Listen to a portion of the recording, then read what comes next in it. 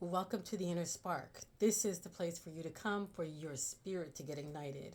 I am Kimberly Horvath. I am known as the Ignited Spirit across every social media platform that I have. I have been coaching for many, many years, and I am here because I want to have real conversations for your soul.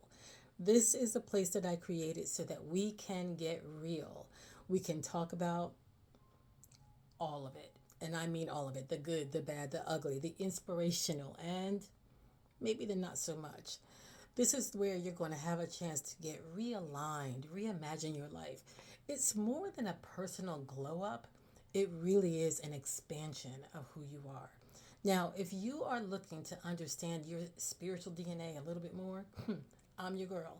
And I'm going to have the soulful conversations that are necessary for us to do exactly that. So, if this does sound in alignment with you, I'm going to tell you to join me. Grab your coffee, your cappuccino, your adult beverage, whatever it is that you like, honey, your matcha, I don't care. Bring it on with me, and we will get lit together. Today, I have a very interesting topic, one that is near and dear to my heart, and I believe that there are many of you who are dealing with this same thing. And whenever I'm teaching, I do it in the form of a question. Now, if you see me looking at different things, I'm just going to let you know I like to have my notes nearby because this stuff is important to me and I want to make sure that when I'm having these kinds of conversations that I'm not missing anything. So here's my question. Are you a person who have fell out of love with the church, but you still have a hunger and a thirst for God and the presence of his spirit? There's a lot of us out there, right? Are you a person who maybe you sometimes you're still sitting in the pew and you're doing just great and all of a sudden you hear something you're like and you think you're the only one in the room that just heard that, or you're the only person in the room that your spirit just went, like a scratched record in the middle of a dance floor at a wedding. I got to add all of that, right? Are you a person who maybe the seat that you're sitting in is no longer comfortable? I mean, maybe you are a person in ministry. This happens to a lot of people in ministry, especially if you've been in a ministry that is a little bit smaller than others, because you get to see the real making of what it takes to be a part of a church, to build a community. And you realize that these places are filled with broken people trying to do a work that's unbroken. And you realize that not all of the people that you are working with are completely healed.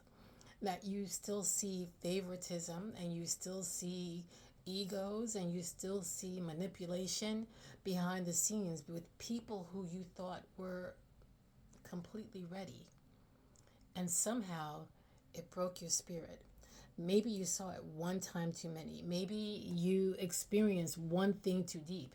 Maybe they cut you one last time and you said, if you do this one more time, I mean, like one more again, I'm going to get you because I'm leaving, right? If this sounds like you, that's what I want to talk about for a moment because here's the thing that I want you to understand. If you felt the need to leave the building, that doesn't mean that you leave God. Now, some people think that just because you left the building that you've now backslidden, and there's like nothing further from the truth. To be honest with you, some of the most spirit-filled people that I have met are people who are just like that, who've had one too many experiences in the church that just weren't that great for them and they needed to separate themselves. Now, a lot of people have a lot of opinions about that. And I'm just going to tell you, I feel that we have one life to live, sweetheart, and you need to do you, boo. You need to do what is best for you. I don't believe that anyone should sit in a place where they feel that they are being hurt, where they feel that they can't heal. And if you are in a place where you feel that you're being hurt and you can't heal, it is up to you to take care of you. It is no one else's responsibility but yours. But you know what else is no one else's responsibility? your relationship with God. Your relationship with God is your responsibility and not anyone else's. Let's have a Selah moment. When I say let's have a Selah moment, that means that let's just sit and think about that for a moment.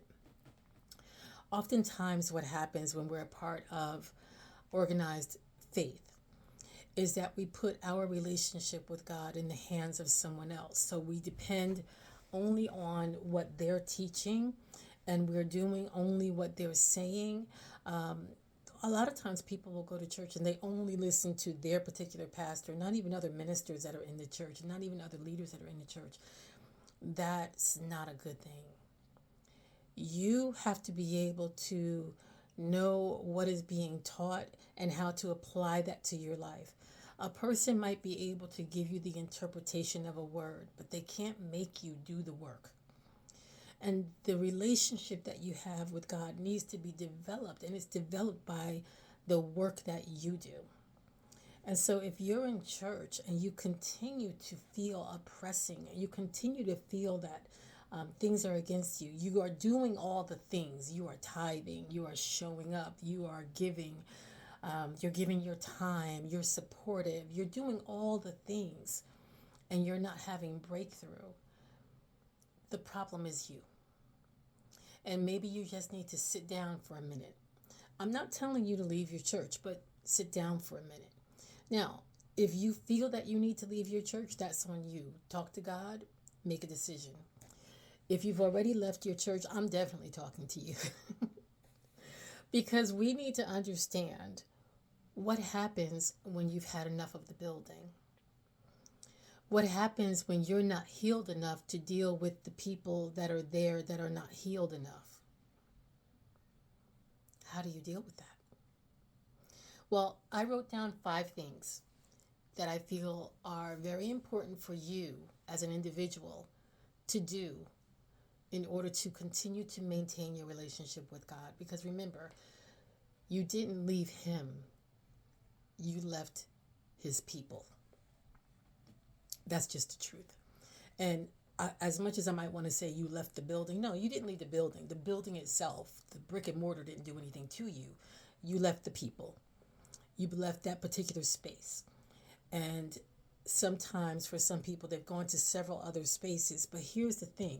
If you were a part of this space and you had a problem, then you had a part of this space and you had a problem, and you were part of this space and you had a problem. The reality is that you're the problem. You're the common denominator. And I'm not saying that they didn't do anything wrong, but I will say this. I have learned that God will allow situations to come to us so that we can grow and so that we can get better and so that we can heal. So if you keep going places and running into a similar situation, it's because God is saying He wants you to heal this thing in you. And when you are healed in a particular area, you can sit in any space and people will not be able to touch that particular area of your life because you're healed. Amen? Okay. So, what are the 5 things that you do when you leave a church or when you leave community? First, I want you to understand what it is that you're leaving. Okay? There's always a situation that causes it, but what you're leaving is community. And so you can expect that you're going to feel some form of grief. Probably going to be angry for a while. But anger and grief and hurt and all those things are going to be in a little ball. And you're going to feel all of those things. And so I want you to recognize that you are going to be in a hurt place. And I want you to understand that hurt people, but healed people heal people. So in this hurt place, the first thing that I want you to do is I want you to recognize that you have to be able to see this thing for what it is and begin to accept some levels of responsibility for what you're feeling and what you're going through and what you experienced. Again, it doesn't mean that what they did was right or what you experienced was right. It just means that there's a level of responsibility that belongs to you and you need to fix it so that you can grow. And the reason why you want to do that is because all of the things and all of the opportunities and all of the blessings that God has for you over there, they're on the other side of that hurt that you keep experiencing. So you need to heal that hurt so that you can get past it and you can freely accept what it is that God has. Let me just share something with you before we move forward. God does not give you anything prematurely. When He gives you something, He gives it to you permanently. He gives it to you when you're ready. He doesn't let a 2-year-old drive a car, right? We wouldn't do that. Our Father wouldn't do that to us either. He gives it to us when we're ready. Now, I understand that there are times when we receive things and we may not end up keeping them. Maybe we literally lose them. But is that really God or is that us? Right? So let's talk about this for a minute. There are many things that we want, and we do all the things. We go to church, we do all the things, and you're not getting the thing. God is saying you've not reached that level yet. God is saying that you're not you do not have that level of maturity yet where you can handle X, Y, and Z in the manner in which I would want you to handle X, Y, and Z. So let's fix it. Okay, 5 things. All right, so the first thing that I'm going to say, that if you are a person that has stepped away from community, all right, understand what you stepped away from, okay, community, and make sure that you remain in the Word, okay? Remain in your Word. Continue to study. Continue to read. You might be in a place where you can't hear the Word coming from someone else. Maybe you can't watch YouTube, or maybe you can't watch people on television the way you used to. That's okay, because sometimes God needs to isolate you so that you can hear Him.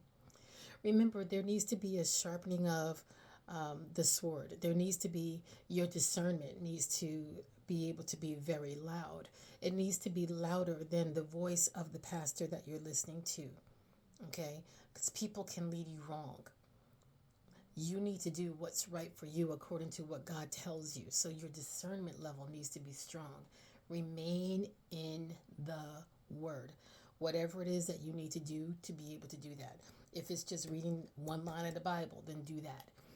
If it's downloading a program like YouVersion or something like that and doing a plan, that's fine. If you have a trusted friend where you can have conversations about God and about what they've learned or what you've learned, or flesh things out, do that. But remain in the Word. If it is just memorizing certain scripture, remain in the Word. Do what you need to do to remain in the Word. Okay? That's very important. You have to remain in the Word. The second thing is to remain prayerful. One of the things that the enemy definitely wants is for you to not be in the Word, not be in community, and not to pray. If he can get you to not do any of those 3 things, he can have you in a stuck place. If he can get you to do all those 3 things, not be in community, not be in the Word, not pray, he can cause you to be stuck for years. We're not going to be stuck. We're coming out of being stuck. So remain prayerful. And when you are prayerful, it means not just you talking to God and telling Him all your stuff. It means being able to sit and to listen, right? Discern what the Spirit of God is saying. Hear with your spiritual ears. You know, God works in so many different ways. You can literally hear Him, and He also works with signs and wonders and things. And these are things that He will show specifically to you because it makes sense to you. Let me say that, okay? Because sometimes you're looking for a sign, and you want to tell everybody about your sign, and it's not going to mean anything to them, and they're going to try to downplay it, and then you're not going to be sure if it was a sign or not. No. Keep your mouth shut, and if He has a sign for you, accept that it's a sign for you. Develop a strong prayer life. Talk to Him about all things, but even more so, listen. And then when you listen, if you hear Him tell you to do something, don't hesitate. Do it. Let me tell you something. I'm the queen of procrastination sometimes. It has been years, literally, for me to finally get this YouTube channel going. The theme song music that I have, I bought that a year ago. I had someone create it for me a year ago, and I'm just using it now. I have put videos out on other channels, but never really made it a true YouTube channel. And I've known that I was supposed to do this for a minute, and I'm just doing it. Don't be like me. If you know that you were told to do something, do yourself a favor and do it. Sometimes it's really just the action of getting something done that God wants from you. It's just the obedience. Slow disobedience, some people say slow disobedience is disobedient. It's procrastination, and I don't think that they're the same thing, right? But don't procrastinate. Whatever he tells you to do it. That's what Mary said. Whatever he tells you to do it. The other thing is number 3, support the things that you believe in, the things that you do in church. So if you believe in it, do it. If you believe in speaking in tongues, speak in tongues. If you believe in praise and worship, continue to praise and worship. If you believe in seed sowing, tithing, continue to do seed sowing, giving, tithing. If you believe in studying the word, continue to study the word. You say, well, Kim, how can I tithe if I'm not a part of a church? Find a place to give it. Talk to God about it. It might be a person that he tells you to give it to. It might be an organization. It might be the very church that you walked away from. But whatever it is that he tells you to do, continue to do it. Support that. If you ever feel confusion about something, that's not God. You don't have enough revelation. When you have enough revelation, you will have peace. Where there is peace, that's where God is. So if you're not sure, and I believe that there's some people out there that have issues with tithing, maybe they go back and forth, maybe you are confused about it. Until you have a true revelation of something, don't. Because you can't reap the reward of something that you do not fully support in your heart. God is, he's about obedience, right? But he doesn't want you to take it back in your emotion and in your words. So when you give something, but then you're hunting down still how the money is being spent, you haven't really given it. Okay. So don't do that. If you're going to give the money, give it. Be free. Let them decide what to do with it. It is no longer your responsibility because it is no longer yours. If you can't let it go like that, then you're not really letting it go. It's no longer yours. Amen. So remember that.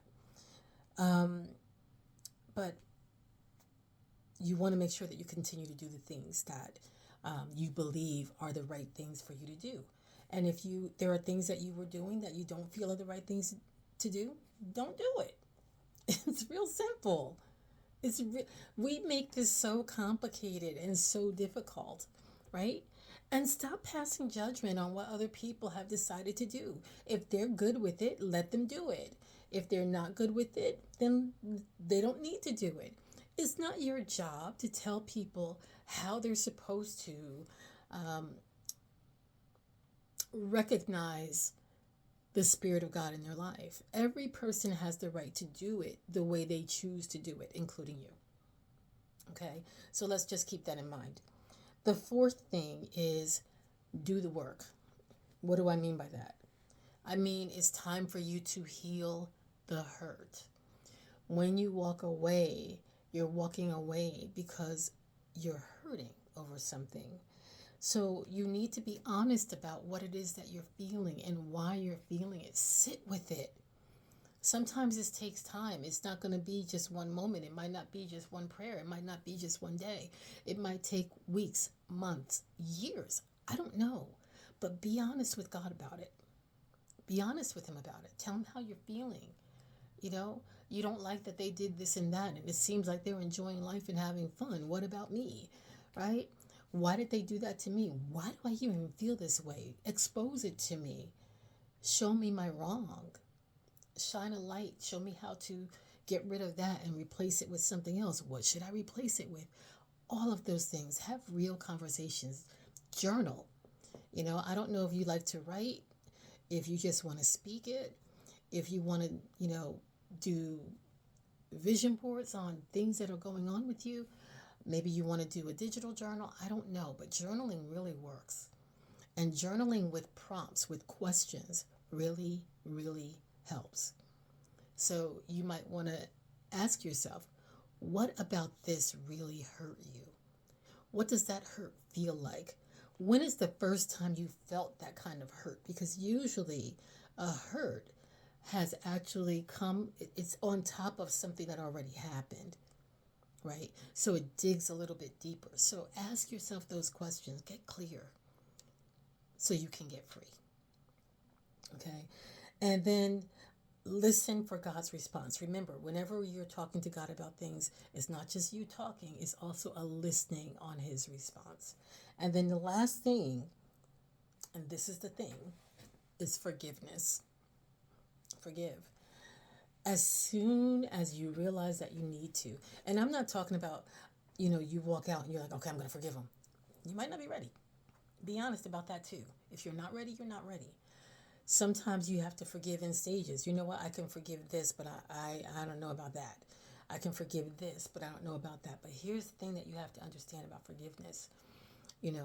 First of all, you have to forgive. God says, if you forgive people, then I can forgive you, your trespasses, right? You don't want anything to come in between you and your relationship with God. So ask him to show you what forgiveness you need to do. And forgiveness doesn't necessarily look the way some people feel. Some people think forgiveness means everything is back to normal. No, no. If someone hurt you and you keep opening the door and letting them come back in, when they hurt you again, that's on you. Okay? No, it doesn't mean that. What it means is that you are no longer allowing it to take up residence in your heart. You're no longer allowing this thing to take up space. You're kicking it out. You're giving it the eviction notice. You're saying, you know what? Thank you for the awareness. Like I see now what kind of things hurt me, and I understand that I need to do some work in this area, but you can't stay. You can't even stay while I'm doing the work. Okay? And then look for something better to replace it. Right? Ask God, how can I love you more and allow you to take up residence in that space that I was allowing that hurt, that frustration, that pain, that thing that was separating me from you, right? This is what you want to do. Again, I want you to remember that hurt people hurt people. And the church is filled with hurt people. The church, you've heard it said, many of you, that the church is a hospital, because it is. Hurt people hurt people, but healed people heal people. So get around some people that are healed, especially people that are healed in the area where you need to be healed. They can help you get free.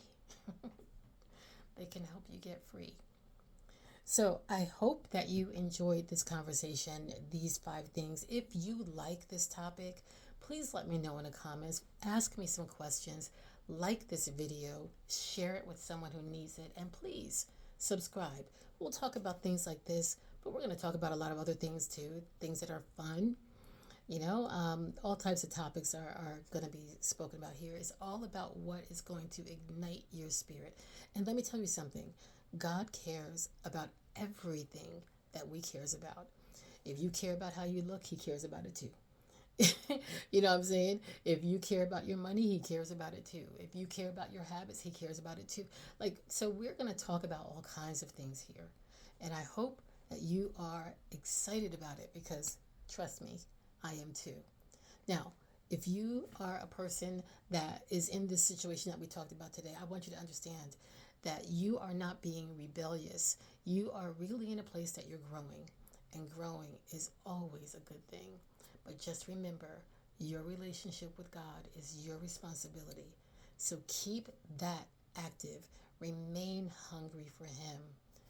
Remember, your heart is the place where He resides, not the building. All right? All right, everyone. Again, thank you so much for your time. I appreciate you being here. And remember, I'll be here again next Sunday. Every Sunday, I'm going to send out a new video so that we can get lit together. Take care.